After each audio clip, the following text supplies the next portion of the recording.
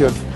Mire, tenemos una cultura como muy proclive a decir que los delitos están bien, que esconder las cosas está bien y que, en cierto sentido, siempre y cuando no tengan que ver con nosotros, no hay que cumplir con la ley. ¿A qué me refiero? Hoy, en las dos puntas de este programa, veremos cómo hay quienes, escondidos en una causa social, se han convertido en delincuentes comunes.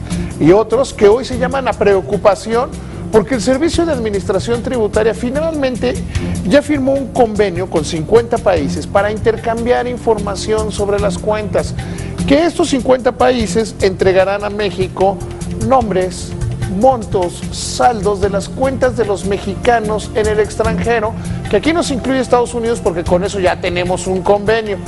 Y hay quienes dicen, no, el SAT va a fiscalizar las cuentas en el extranjero.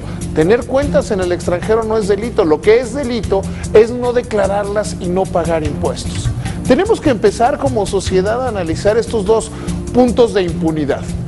El que roba en tiendas, el que roba camiones, el que roba en casetas, y aquel que dice, no, está muy mal que el Servicio de Administración Tributaria tenga esta información para saber dónde está el dinero de los mexicanos en el extranjero. La realidad es que en los dos puntos se encuentra la ilegalidad, algo con lo que tenemos que terminar en este país.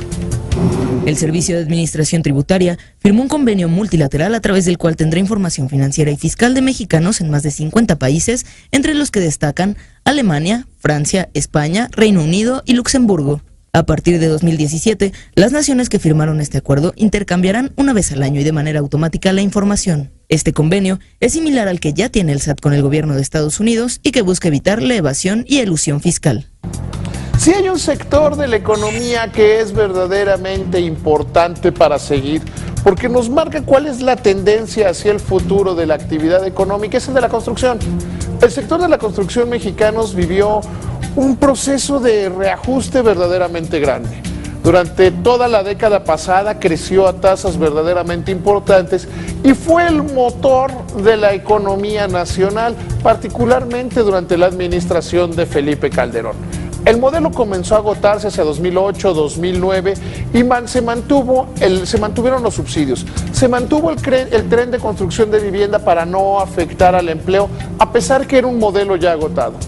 Con la entrada de esta nueva administración se decidió cambiar las reglas. Uno, que se tenían que construir las casas cerca de centros urbanos, que tenían que ser más grandes, que tenían que tener condiciones de vida mejores para las personas, y eso hizo que hubiera un movimiento en el sector de la construcción, aunado a la caída de las tres principales empresas del sector.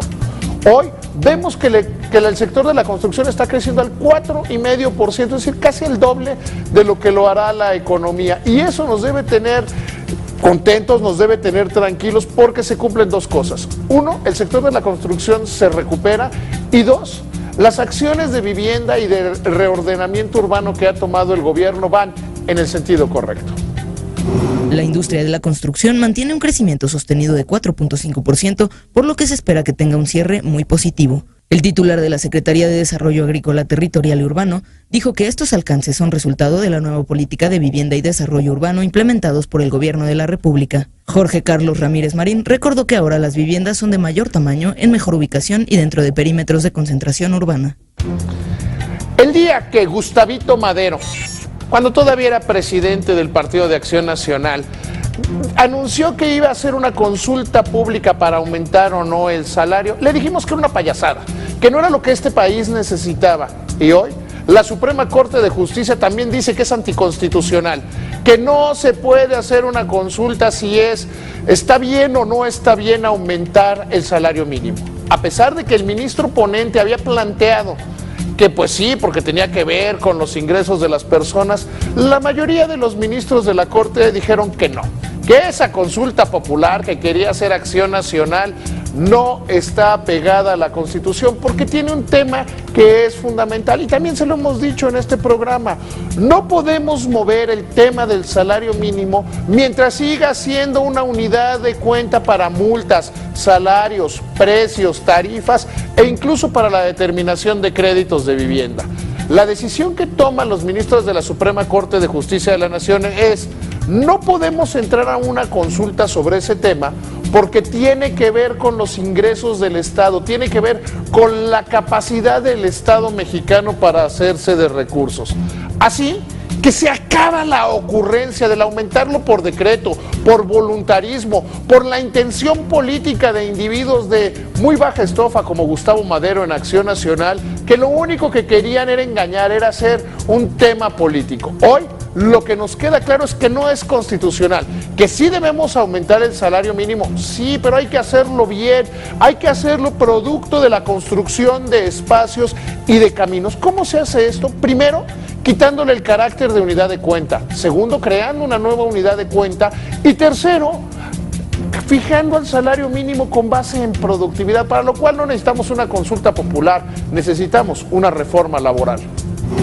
La Suprema Corte de Justicia de la Nación calificó como anticonstitucional e improcedente la intención del Partido Acción Nacional de hacer una consulta pública sobre el incremento al salario mínimo. El ministro ponente proponía que fuera aprobada. Sin embargo, por mayoría de votos, los ministros de la Corte decidieron que esta consulta afecta a los ingresos del Estado porque el salario mínimo es una unidad de cuenta para la determinación de ingreso del gobierno. Además, violentaría el artículo 123 de la Constitución. Te invitamos a seguir cuestionando la información con los siguientes videos.